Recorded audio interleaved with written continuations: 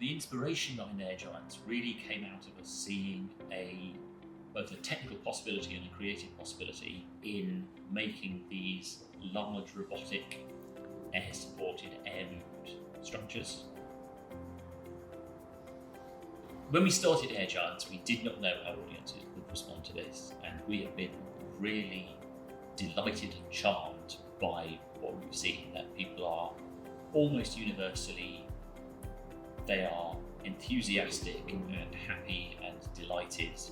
And I mean, a few of them are very, very delighted and coming to tell us how delighted they are. But there's this very consistent, positive, just charming reaction which we've had to a lot of our work. It's really nice to see. The challenges we have with replicating work are stuck in between making one of something and making 1,000 of something. If you make 1,000 pipers, everybody knows there's an engineering process and you just do it. If you make one, you've got to make it and it's fine, but it's probably not quite right, but it's fine. We're in between, but we want to make some, and they have to be reliable, they have to be shippable, they have to work in the rain. There isn't really a good process to support that. So, for example, if we are reproducing multiples of sewn structures, they're making them is handwork.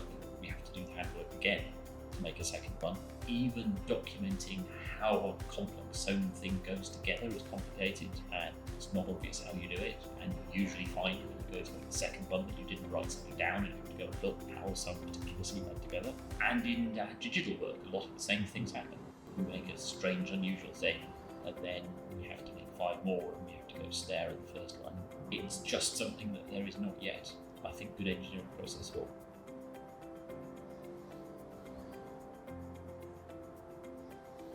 The first thing is make sure you can get the parts, and that you have some confidence you will continue to be able to get the parts for a long time. The second thing is whatever you made first, make sure you've actually documented it properly. If you didn't, make sure you don't lose the one you made first. Third thing is don't forget all the work which is not the electronics. So the case, where did you get the case? Did you machine the case?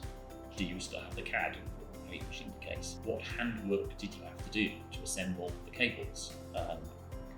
Have you documented how long the cables are and which cable end you used and how much heat shrink you used, so that you can ask someone else to make you 10 of them or 1,000 of them? Because if you don't know that, you're going to have to go and just prototype it again just to get those facts back. Very strange place to be, because we could see all these things that were possible that it didn't seem like anybody had done, which were extremely exciting to us.